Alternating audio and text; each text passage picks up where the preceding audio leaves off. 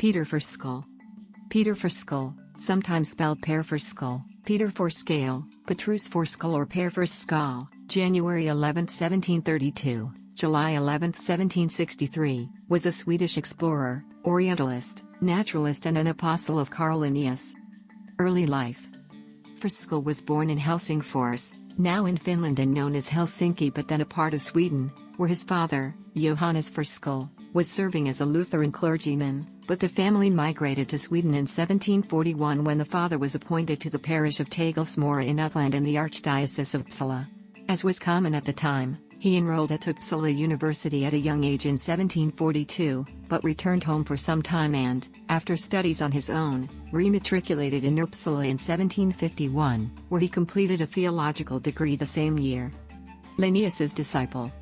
In Uppsala, Forsskål was one of the students of Linnaeus, but apparently also studied with the orientalist Carl Linnaeus, whose contacts with the Göttingen orientalist Johann David Michaelis are probably the reason why Forsskål traveled to the University of Göttingen in 1753. He studied Oriental languages and philosophy and completed a doctorate there with a dissertation entitled Dubia de Principiis Philosophiae Recent Iris, 1756. Returning to Uppsala in 1756, he wanted to pursue studies in economics. In November 1759 he published a political pamphlet called, in Swedish, Tankar om borgerliga friheten, Thoughts on Civil Liberty. As it advocated complete freedom of print, it was at the time controversial and was consequently suppressed by the authorities on the day of publication. The pamphlet was censored by the Hat government and caused him to be warned by the Royal Chancellery. Journey to Yemen and death. On Michaelis's recommendation, and with Linnaeus's approval, Forsskål the next year, 1760, was appointed by Frederick V of Denmark to join, amongst others, the orientalist and mathematician Carsten Niebuhr on an expedition to Arabia. The group first went to Egypt where they stayed for about a year, with Forsskål pursuing studies in Arabic dialects, and arrived in South Arabia, Arabia Felix, present-day Yemen, at the end of December 1762.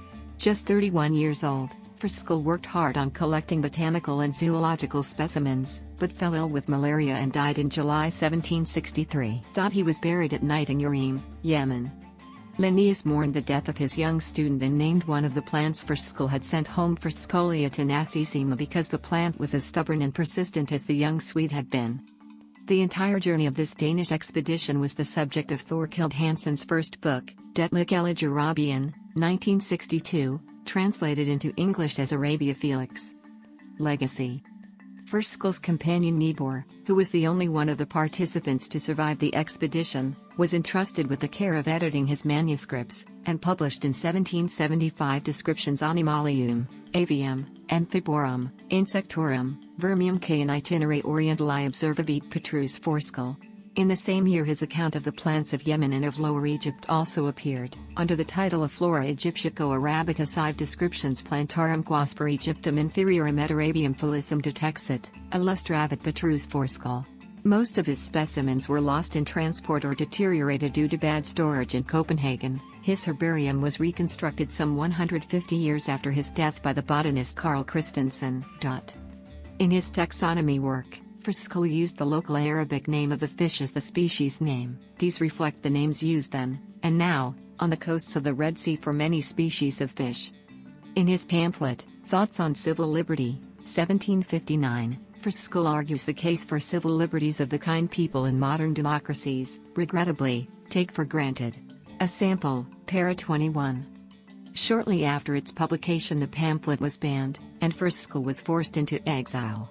But only 7 years later, in 1766, freedom of the press was given protection in Swedish constitutional law, the first such legislation in world history. Under the reign of Gustav III, Sweden fell back into repression.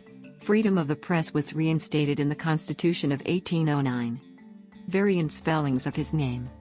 In subsequent botanical works many different variants of his name were recorded: Forsskål, Forskål, Forsskål, Forsskål, Forsskål, Forskål, Forsskål, occasionally also Forsskål. For citing the scientist's name it was recommended not to replace a ring by a. Family members in these times used three alternative spellings: Forsskål, Forskål, and Forskaol. Modern members of the family seem to prefer Forskaol. Peter's father and brother used the spelling Forskaol. Peter himself alternatively used Forsskål and Forskaol, in approximately the same frequency, but the choice depended on the language of the letter's recipient. In one letter to England he once spelled his name Forskaol. Linnaeus spelled Peter's name Forsskål, not in agreement with the student's father.